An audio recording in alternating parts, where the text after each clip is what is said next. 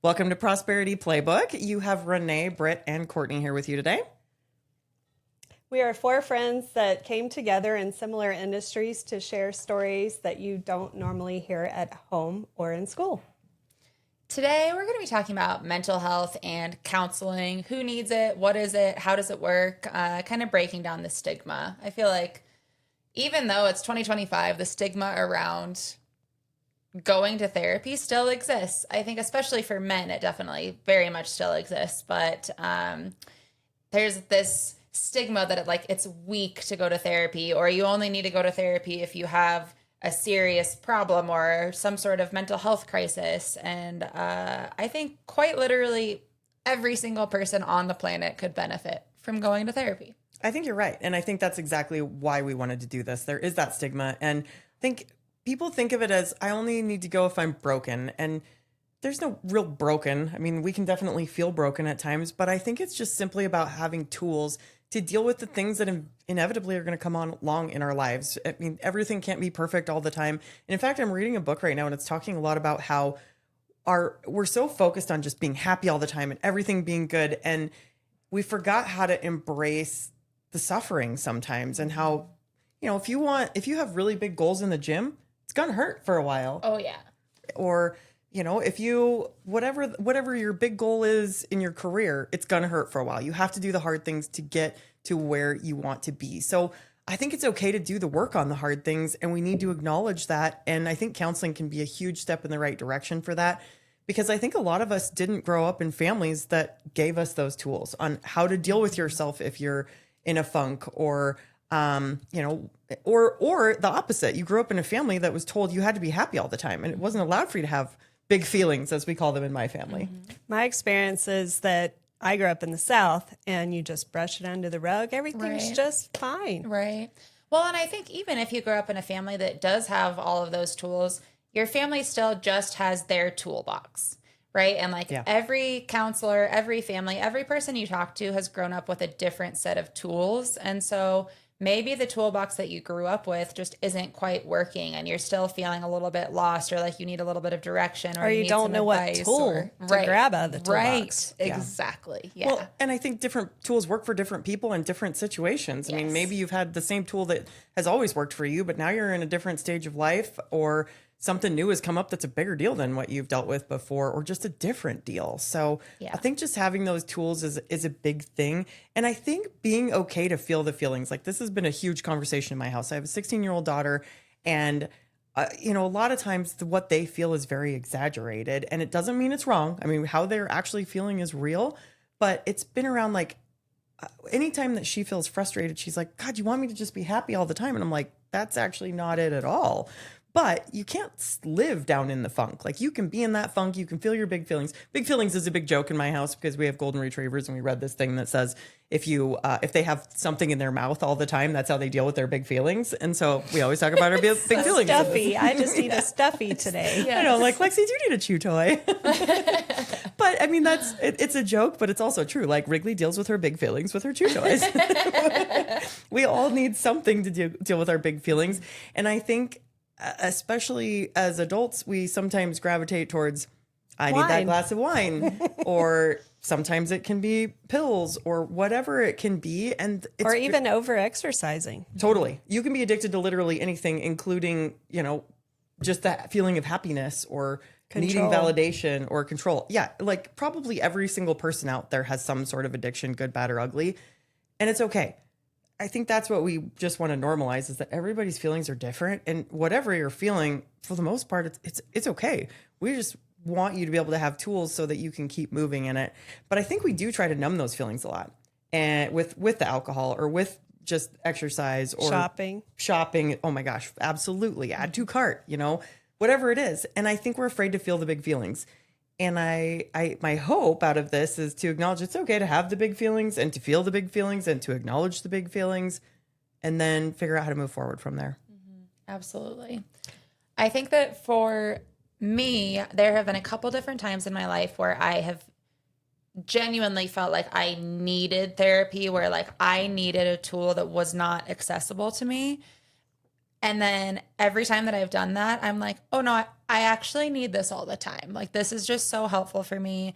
Being a woman, being a business owner, being a human being that lives on this planet, like, there's so many day-to-day problems that we have to navigate that we've never had to navigate before. And so many emotions that come up. And I called my best friend literally an hour ago and I was like, I need you to tell me if I'm being crazy or if my feelings are valid. And I spewed some stuff off to her and she was like, I can give you some advice, but I think that you would really benefit from talking to somebody that has an impartial, view of this situation. Yeah. And I think that's so important is when you're meeting with a therapist, it's an impartial person who can provide a view of yourself from somebody that doesn't know your whole story. And obviously, when you've been with a therapist for a long time, they do get to understand you. But I mean, that's like beautiful in a totally different way because they are still impartial, because they don't necessarily know all of the people in your life. They're not getting the other points of view. And so I just think it's so important to be able to talk to somebody that can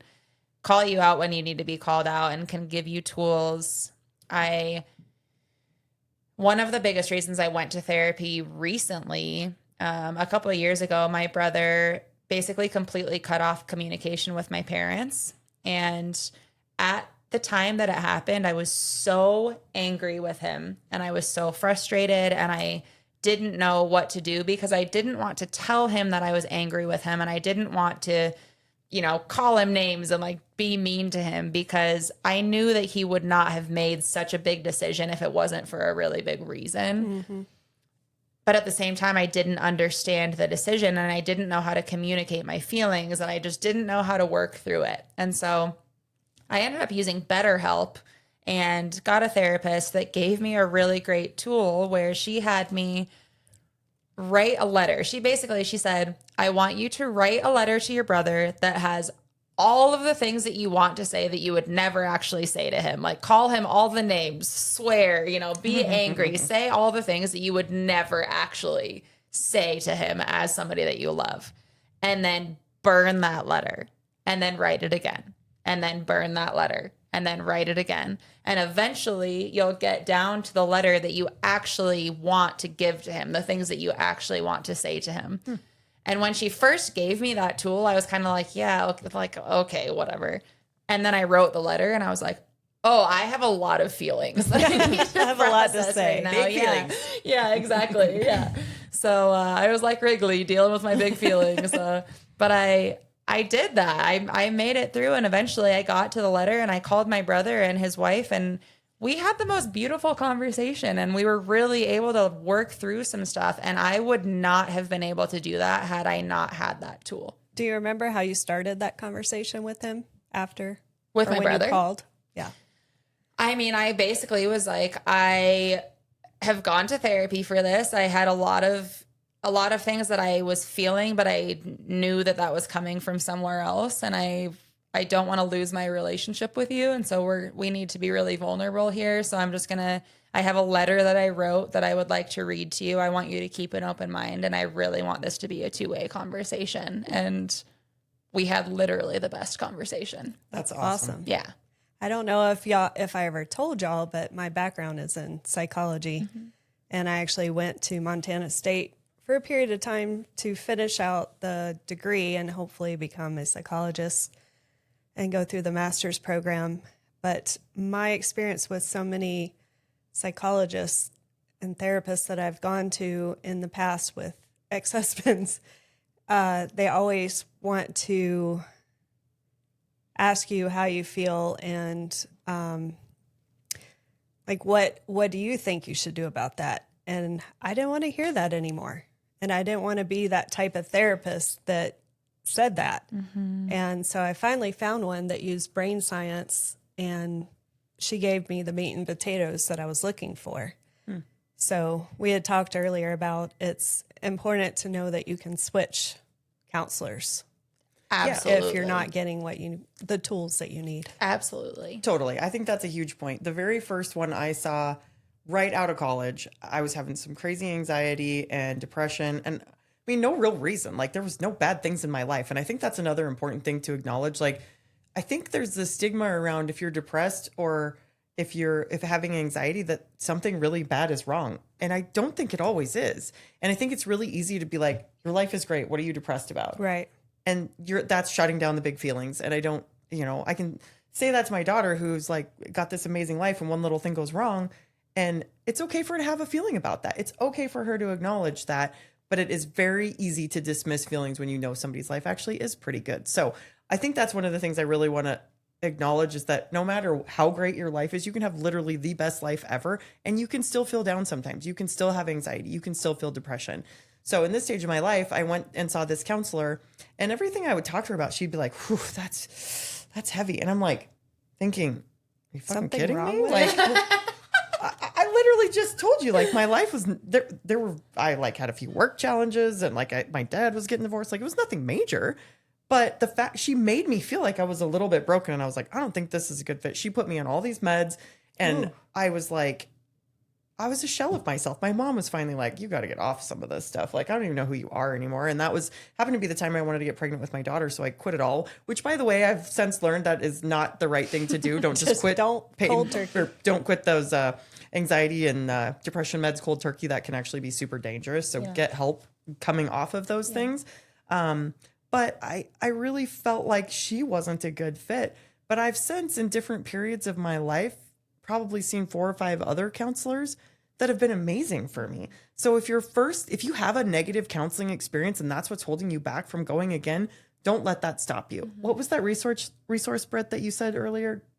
BetterHelp. BetterHelp? Yeah. I'm so glad to hear that was super helpful, because you hear it advertised on TV and you wonder if it's a gimmick or is it really truly helpful. So it's good to hear your story. I did. I went through 3 therapists on BetterHelp before I found one that was willing to give me tools.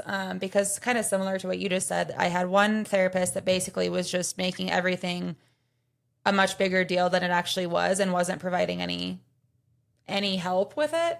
The second therapist, I think I actually ended up being her therapist. She opened up to me about a lot of things, and I was like, I'm paying you right now to be an empath for you. And then the third therapist I found was amazing. So yeah, I mean, I think no matter whether you're using an online resource, whether you're going through your health insurance and using the virtual sessions with that, whether you're seeing somebody in person, if they aren't giving you what you're looking for, it's not you. Like, it is okay. There are so many different types of therapy.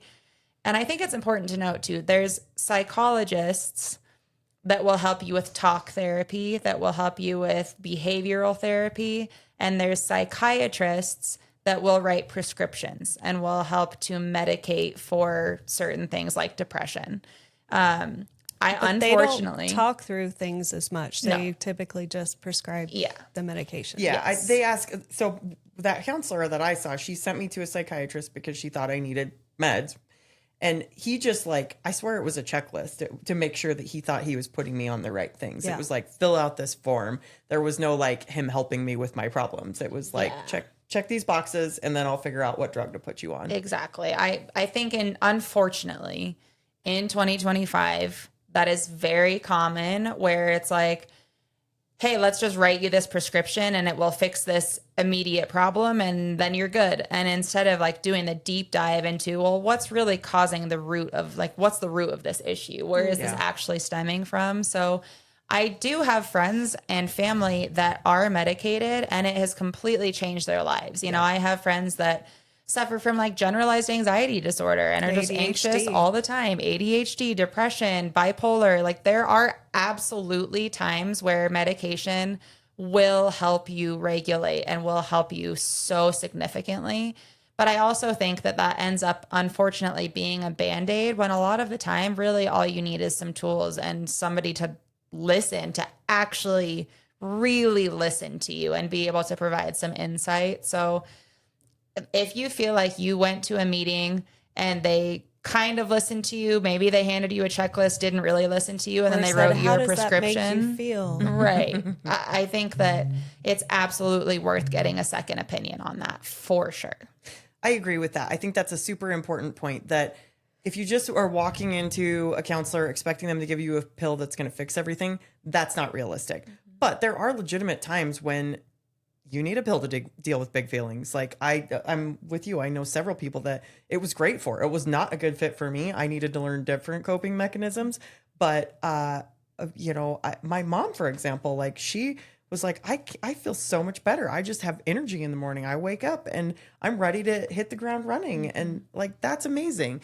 So there's no one size fits all for any of this. So definitely find the right person. And I have never heard of this BetterHelp thing. So I'm assuming some of our listeners haven't either. So is this a website? It is. So BetterHelp, it's like better, BetterHelp.com. It's an online counseling resource where basically you answer a bunch of questions about what exactly you're looking for, why you're going to therapy, because they have different therapists that specialize in different things. Like the gal that I ended up meeting with specialized in family dysfunction.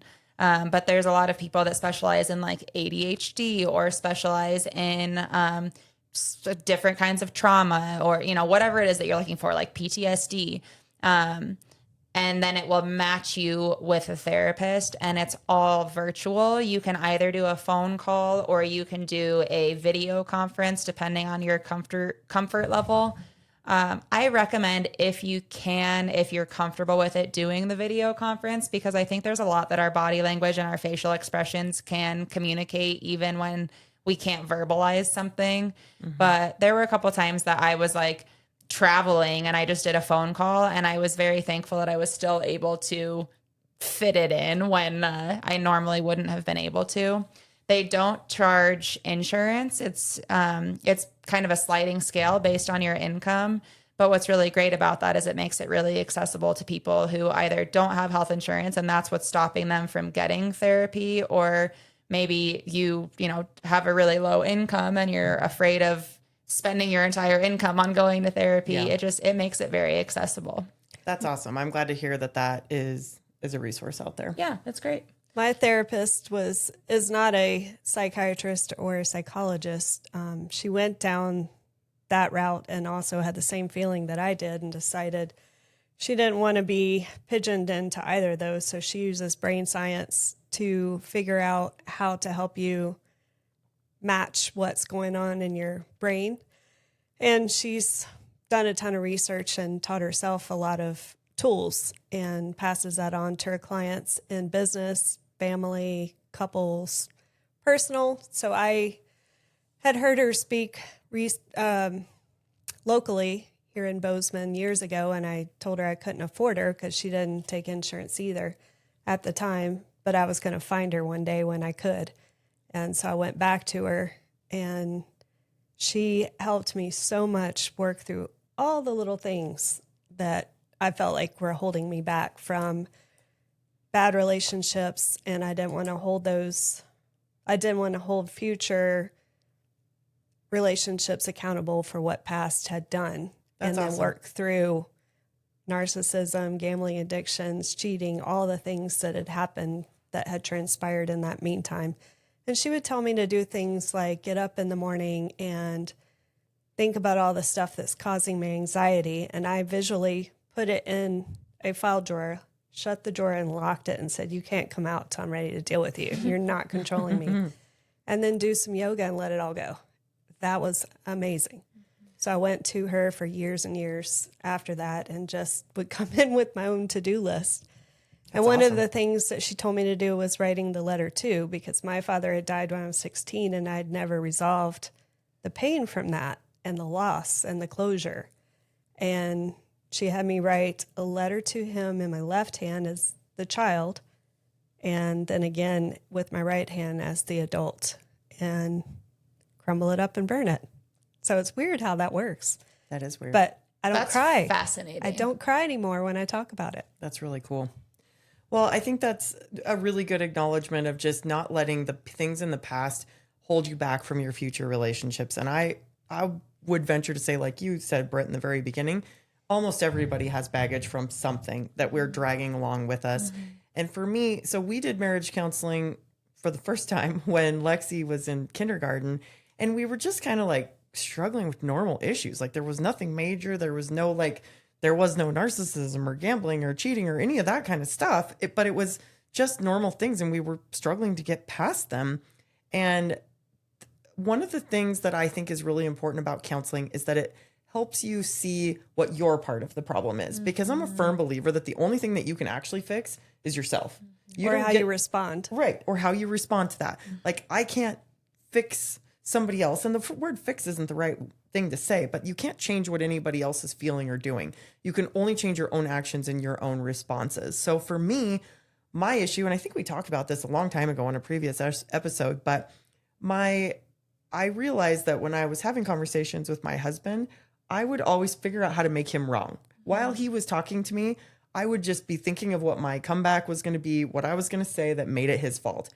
And so then he would just stop talking to me, and I would be frustrated that he wouldn't talk to me. Well, I did not even realize that I was doing that. And for the counselor to be able to see that and be like, well, Renee, you realize this is why he doesn't want to talk to you, right? And I was like, you're like, damn, okay. Oh, shit.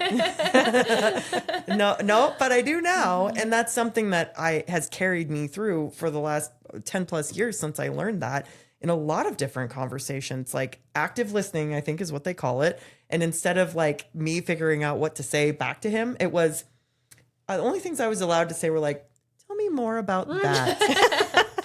Tell me why did you feel that way? You know, just literally diving deeper and asking more to get to the root of that problem. And also that just showed him I actually listened and I cared. And it was really hard at first. Don't get me wrong.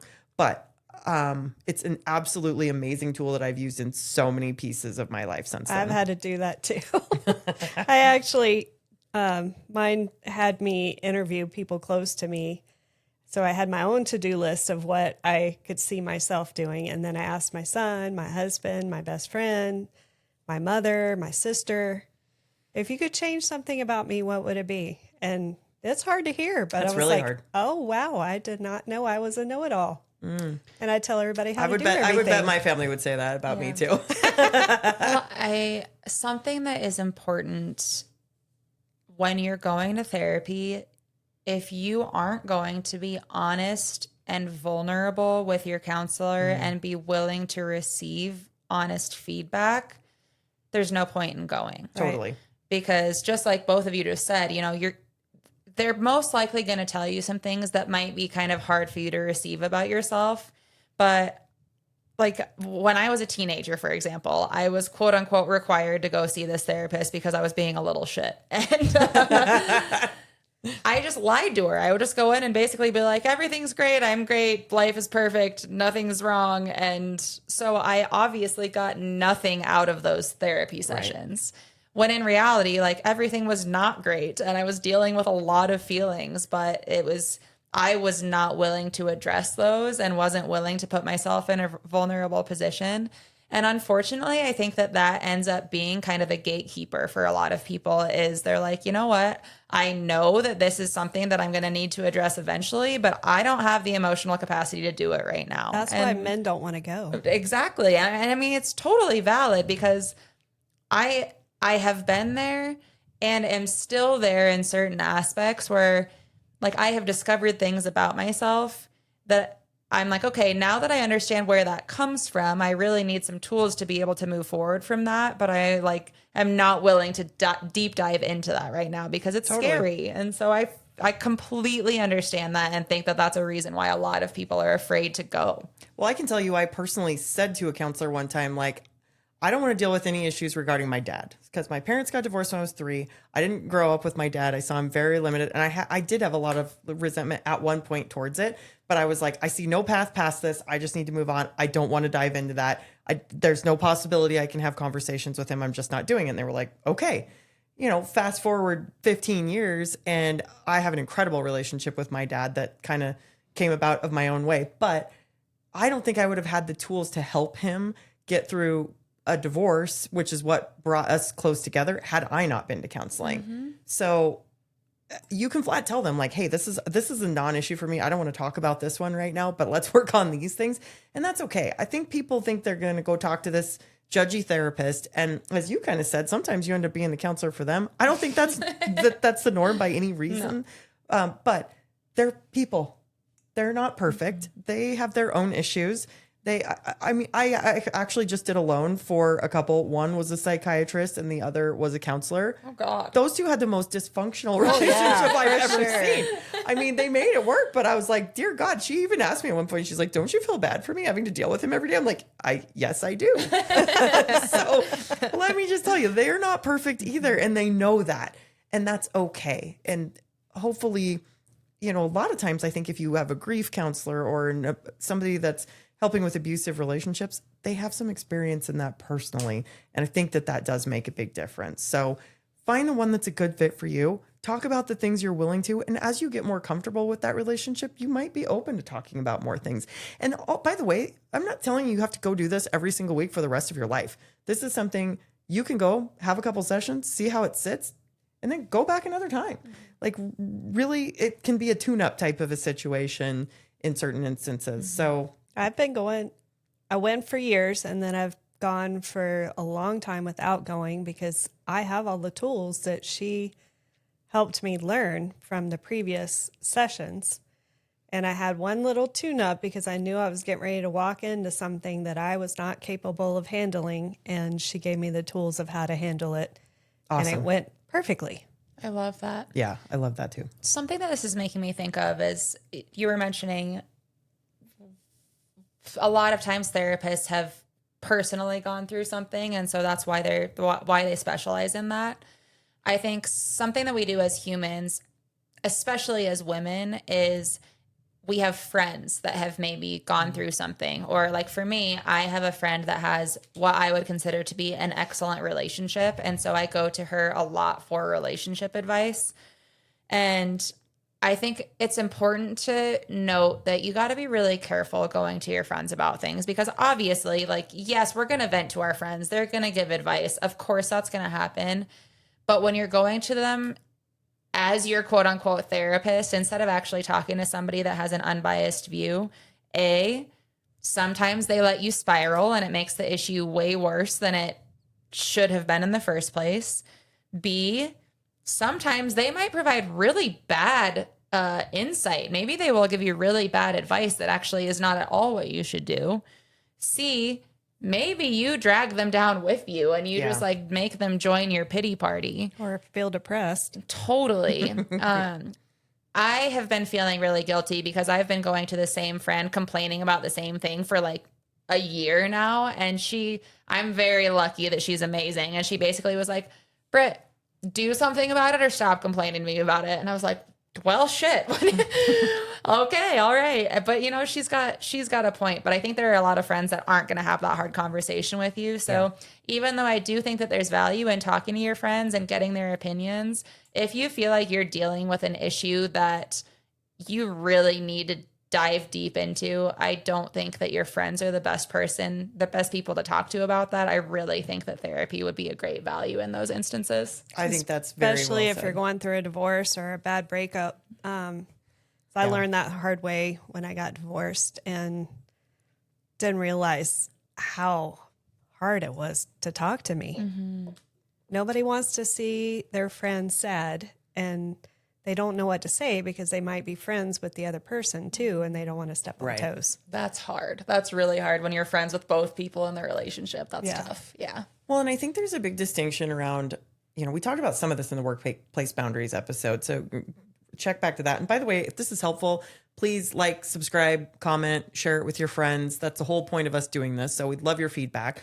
But I do think it's really important to have boundaries around that and be able to tell a friend like, hey, okay, you've just been spiraling on this forever. And there's a difference between wanting to vent and wanting help. Like there are times like I just had a real rough day and I just need to tell you about it. I'm not asking you to fix it. Mm-hmm. I just need to like word vomit. I need to get this out and get it off my plate so I can stop thinking about it. But there are also times where I'm like, okay, here's an issue that I'm struggling with and I don't know what the path is and I want help. So sometimes if a friend is talking to me about a hard situation or if it's somebody in my family, I'll flat ask them, okay, are you just venting to me or do you want advice? And there's a huge distinction there. And I'm a fixer and I've gotten so much better at this in the last couple of years because I always want to just spew the advice. I want to try to help it and I want to fix it. But I've learned sometimes people just need you to hold space for them. And that's okay too. You can't fix everybody's problems. And And I think it's okay to recommend to a friend counseling as a resource, especially if you think there's a danger of suicide or if it's an abusive relationship. There are bigger issues that we as friends are very rarely equipped to actually deal with. So there are a couple of different resources, that you can always recommend for people. There is a crisis number you can call. There's 988. And what that does is it's a mental health crisis line, and they have dispatchers that are equipped for that. And they will talk to you over the phone. Sometimes they will actually dispatch a live person, but there is such a huge range of resources there and of feelings, big feelings, little feelings, like wherever you're at, they can help point you in the right direction for those resources. So 988 is an excellent place to start. Write it down because I cannot remember the number. I have a friend that worked as a 988 dispatcher, and I asked him a bunch of questions because I was like, what makes it enough of a crisis to have to call you? And he said, if you're asking that question, please call. So if you're feeling like you have nowhere to go or you don't know where to go, that's a really great place to start. And they have so many resources at their fingertips that they can then send you to as well. Great advice. Yeah. I think another thing I really want to address here before we sign off on this is just what you said about women. I think sometimes women in general, we feel like we're supposed to have all our shit together. We're supposed to be able to do everything. And we look around and we look at everybody else's perfect social media pages and we're like, damn, I'm the only one that doesn't have it together. Like I had popcorn and wine for dinner and everybody else made their kids like this perfect, healthy 4-course meal and meal prepped everything on Sunday, like whatever it is. Nobody actually is that great at everything. And I think it's okay to say that we're not. I mean, I'm a huge advocate of showing the real side. Now, that doesn't mean I need to like cry a river around every little negative thing that happens to me on social media, because I've seen those people too. And those people get blocked real fast from me, I'll be honest, because I don't need that. I don't need that dragging me down. Like there's a difference. Yeah, there's enough negative shit out there. But being able to say like, hey, I had a rough day, or things don't always go great. Like I'm really lucky and things are pretty awesome in my world, but it's okay to have a day where things just don't go good. I mean, last night, Alexi made dinner while I was sitting here talking to clients at 6 o'clock, and she just pulled everything she could out of the freezer and cooked like 47 different things out of the freezer. It was the best night of my life. I'm like, thank you so much. And she was like, well, it wasn't much. And I was like, I don't care. Like, God bless her. I know. I don't have didn't have to do anything. It was a piece of cake. It was easy. And I was grateful for that. So don't be afraid to ask for help, even if it's from your family. And even if it's just for one night. I really think this whole perfection, thinking we have to have everything all together, is just straight bullshit. Yeah. Do y'all have any advice for how to, when you are feeling depressed or unraveled, how do you take that first step? How do you pivot to help yourself? It's a great question. I think for me, the most recent example for me, I had a rough day yesterday. I had a couple of things that were not going great at work, and I had to really, kind of pull it together. And I wanted to, like, I'll be really, really real here. I wanted to just blow the rest of the day off and go sit on the couch and watch TV and drink wine and eat popcorn or something. And I had several client calls scheduled back to back. And I was like, you know what? I know this from history. Getting on the phone with the client that wants to buy a house is the number one thing that will pull me out of a funk. Talking to somebody, getting excited, showing them the opportunity in this market. And my assistant was on the call with me as well. And we had both had a rough day. And when the client got off the call, we were still on Zoom together. And he's like, I'm so glad I got on this call with you. And I'm like, I know, right? We have the best job ever. And it just turns you around. So sometimes it's knowing the one thing that really does make you happy. It could be talking to a friend. It could be, most likely, it could just be simply going for a walk. I find movement is a huge one for me. Even with my teenager, no matter what age she's been, that's been a big one. If she is like meltdown status, if I can get her to walk the dogs with me for 20 minutes, she's a different kid when we get back. Yeah. We've been having Troy's daughter do that too. There's an app called Finch that was like the bird? Yes, like the bird, Finch. It was recommended on a bunch of the podcasts I listen to, and it is a self-care a self-care app. That you basically, you get a baby finch as your like phone pet, and each self-care item that you do helps to grow this finch. And so it starts as a baby and then it becomes a toddler and then it becomes a teenager. And oh my God, Lexi has this. I literally love it so much. It's so cheesy and I'm obsessed with it. But the daily tasks can be as simple as get out of bed, drink water, brush your teeth, wash your face. Like it can be the most basic self-care. And then you can develop it. There's all sorts of different categories like productivity or calm or, you know, whatever it is. And so you can really customize it based on how you want to take care of yourself. But what happens to the bird? Do you build like a whole nest? Yeah. Yeah. Cool. So you basically have like a home and you can fully decorate the home. You can have a bunch of friends in the app. Your finch grows up.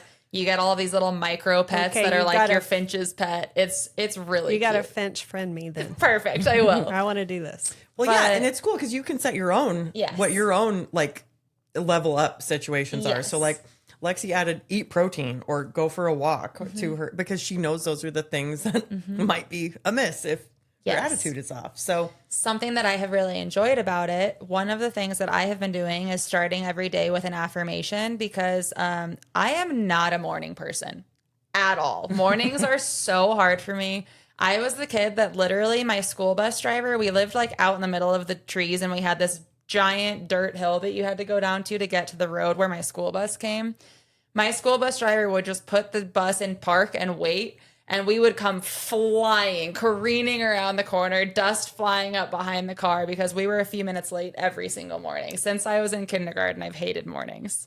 So in this app, I start every day with a daily affirmation, and it tells you to repeat it 3 times, and it changes your affirmation each day. All right, we just had some technological difficulties, so sorry about that. But we were talking about finch, and basically what I was trying to communicate is in that app, it gives me a bunch of daily tasks to do every day, like giving myself a hug, starting every day by repeating an affirmation 3 times, taking my dog on a 10-minute walk. There are a lot of different tasks that you can assign yourself that are really healthy, that are, some of them seem so silly. Like when it said give yourself a hug, I literally rolled my eyes. And I was like, okay, well, I guess I'll just check this off the list. I love giving myself a hug now. It's like this really weirdly funny, comforting thing, and it makes me feel better. And so I think, you know, you had asked, what do you do to make yourself feel better when you're struggling? There are so many things that we can do ourselves, like going for a walk, like exercising, like drinking water, fueling your body with healthy food, talking to a friend that you haven't talked to in a long time, stretching, getting good sleep. Like there's plenty of things that we can do. And I think that you can always talk to a therapist, whether they tell you to do some of those things, whether they validate how you're feeling, they make you realize you're not crazy, whatever the situation is. I definitely think that both things are really important. Meanwhile, the stress relief puppies have made their appearance. Yeah. One's crying at the door. One other thing that I was just going to throw in there too, when I was having a hard time going through divorce, my sister-in-law mentioned that it'd be great if I went and worked at the group home. That was the single most wonderful thing I ever did. It took the focus off of me. I saw how resilient those boys were and gave my time to help them. And bye, girls.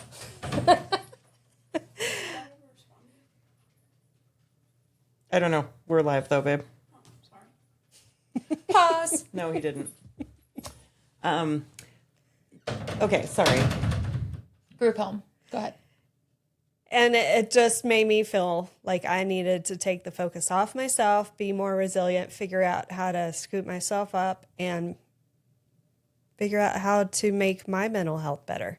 I love that. That's actually advice I a lot of times give to people. Like, if you are feeling down, go volunteer somewhere. I will promise you, you will feel better when you walk out of there. Just because I think if you've ever read Man's Search for Meaning, like that's what we're all looking for, is some purpose in our life. And so even if we What book? It's called Man's Search for Meaning. It's Viktor Frankl. It's he was a Holocaust survivor basically, and he lost the majority of his family in it. But he did this research project around the people that survived it and the people that didn't. And it was the ones that had a bigger purpose or something that their life was valuable for, that were the ones that had the will to survive the suffering of that. Wow. So I think it, Reading immediately. it's good. I probably have it. I'll give it to you. But I do think just having some sort of purpose in your life, that is a big one. What's your why? Why are you doing what you're doing? What are you on this planet for? And I think sometimes that can drag us down as well. So just doing something small and celebrating those little wins, like it is so easy to get wrapped up in what's going wrong. And I do think that that's why starting the day with gratitudes and affirmations, even just 3 things that you're grateful for, and you can't pick the same thing 2 days in a row. Like, and of course, everybody's grateful for like the big things, but think about the little things, Having food in your fridge. Totally. Air conditioning, clean running water. Or gorgeous views. Yeah, absolutely. There's so many little things. And I mean, that's something that I really try to focus on. Like you said, gorgeous views. If I'm driving down the road, look around instead of just like focusing on where I'm going, like take in the environment of where we are. There's always something good to find if you want to do it. And again, it doesn't mean you have to be positive all the time. It's okay to be down. You just got to figure out how to not stay down. Yeah. I told Forrest he was just having a rough time last winter. Seasonal depression is very real here. And Yeah. I was like, take a different route home and just appreciate what you see when you drive home. And I think tiny adjustments like that can make a really big difference. Yeah. My husband used to tell me that the rain depressed him, but he came from a very rainy state. And I love the rain. I know that it's watering the flowers and the trees and the plants. It smells good. It feels good. I don't mind getting soaking wet. We were at a softball game last night and just got drenched. I even had a raincoat because I knew it was going to happen. But I love it. And so now he doesn't look at it that way. He changed his perspective. That's awesome. I hate the rain. I do like the smell of it, but I do not like to be in the rain. I actually swear that I am solar powered. Like, for real. If it is a gloomy day, I'm like, I'm a slug. But if it's like beautiful and sunny, like I will wake up, I got energy, like let's roll and tackle the day. So, and I can actually like feel it in my bones if it's going to rain. Like I start to get headaches and all kinds of weird things. Like I'm really extremely sensitive to the rain. But like you said, I can find that. Open the windows and smell it. I don't have to be out in it. I'm not going to be out in it, but I will find the thing I like about the rain, which is the way that it smells. And I like the sound of it, and find the little parts and just the little tiny things that you can find and try not. And here's another thing that I actually think is underrated is stop watching the freaking news. I think the news or reality TV. I mean, you can find some stupid competition show. Like I love cooking competition show. Yes. That's reality TV, but nothing bad happens terrible on No, there. it's more like the Real Housewives, that type, where all they do is focus on negative stuff and drama. Yeah, people are like screaming and there's drama. I want nothing to do with watching a show like that. Well, and I feel like news channels these days are reality TV in their own right. Like it's the amount of truth I don't think is very high on a lot of our news channels, unfortunately. I agree. And I think it's hard to know what is the truth. And so you just get stuck in this spiral. And I got that advice probably 15 years ago to stop watching the news. And it was one of the best things I ever did for myself. Like, I understand that there's a need to know what's happening in your community and in your world. But if you got Facebook, if something real major is going to happen, you're going to know about it. I don't watch the news, but I know that there was an 8.8 earthquake in Russia last night and that there's tsunami warnings. Like, Facebook told me if it's that big of a deal, Facebook is going to tell me what just happened. And we know to not have an affair at a Coldplay concert. God, those people really have gotten it. And talk about, what, that's your worst moment being broadcast for the entire world. And why that turned into such a big deal, I don't really know. I think it's because the world needed something to unite over. Literally, we're so divided and we're all like, this is something that we can all be relish together. Yeah.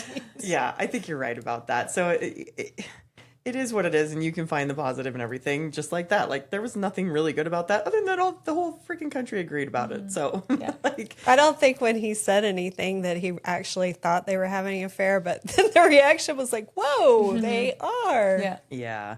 And I think that was it. The reaction, obviously, was the thing that made it so that everybody was paying attention to it and it went viral. And then his ex-wife got hired to be the spokesperson for the company that they worked for. I didn't know that. That's actually kind of hysterical. Well, on the news thing, I mean, who knows? I have seen 47,000 news stories on that, and who knows what's actually real and what's not real. So, yeah, now we're going down a rabbit hole. Yeah, total rabbit hole. But focus on the positive things when you can. Again, we're not saying you have to be perfect all the time or you have to be happy all the time by any means. Acknowledge the things that maybe acknowledge your big feelings. It's okay. You can have the big feelings, finding how to deal with them. Huge fan of counseling, even just for a tune-up, even just for a couple of sessions. One of the best counselors I ever went to, I only saw him like 4 or 5 sessions. And it was at a time in my life where I was in a very dark place. And it took me very limited time to snap out. And there, for example, you kind of gave an example earlier of this, but one of my things was like, I got to figure out how to get rid of my anxiety. And he was like, what if you don't get rid of it? What if we just shrink it into this tiny little box and we just put it over here and it's cute and we can see it and we know it's there, but it doesn't like consume the entire picture of our life. And or make it work for you. Right. Make the anxiety work for you. And just him simply saying that, like, I think the fact that he said, stop thinking you have to get rid of it, made it attainable. Because getting rid of anxiety completely is like, how the hell do you do that? Right, like we don't need to fix you. Right. There's not this piece of you that we have to get rid of for you to be okay. Exactly. Let's learn how to work with what you got. Exactly. Yeah. Like take it, make it small. It's still there. It's okay. You're not scared of it. It doesn't like cloud your entire view. That was one of the most impactful things somebody ever said to me. And I literally saw this guy a handful of times. Don't you think the anxiety drives us a little bit? Because I feel like when I went to counseling and I said, I have this underlying anxiety all the time that I'm open my bank account and somebody has hacked in there and taken everything. I don't know where that comes from, but my grandfather grew up in the Depression. And so I think it must be like in your genes. Yep. And she wanted to help me get rid of it. And then I realized I don't want to get rid of it because I feel like I do all the things that I need to do better because decisions I have because of it. Yeah. And it's not that bad. So. No, I think there's a balance in there too. And for me, like I can't handle caffeine because it gives me instant panic attacks. And I think the people that like thrive on caffeine, like there is a certain level of that. It's just that little bit of like anxiousness. And I hate that feeling, so it doesn't work for me, but I know it works for a lot of people. So you got to find what works for you. And there's no wrong answers. You just got to try things until you find what works for you. Yeah. Before we wrap up here, I want to totally pivot because I'm an insurance agent. So here we go. I just want to briefly talk about copays and how to get your sessions, if you're going to a therapist, how to get your sessions covered by insurance. If you're on an HSA plan, a health savings account plan, you'll be paying for your therapy sessions out of pocket. But if you're on a copay plan, at least most copay plans, they have copays, which are small out-of-pocket amounts that you pay when you go to your primary care provider, when you go to a specialist, when you go to urgent care, and when you pay for prescriptions. Nowadays, most companies apply their primary care provider copay to a mental health therapist as well. That includes psychiatrist and a psychologist. So look at your insurance plan. If you're on a copay plan, typically it's going to be anywhere from like $20 to $75 that you'll pay for a session, but then you don't have to pay for the whole session out of pocket, and it makes a lot more affordable. That's a great point. I think making it affordable is the key to that. And again, you don't have to commit to going forever. So even a couple of sessions might be really helpful.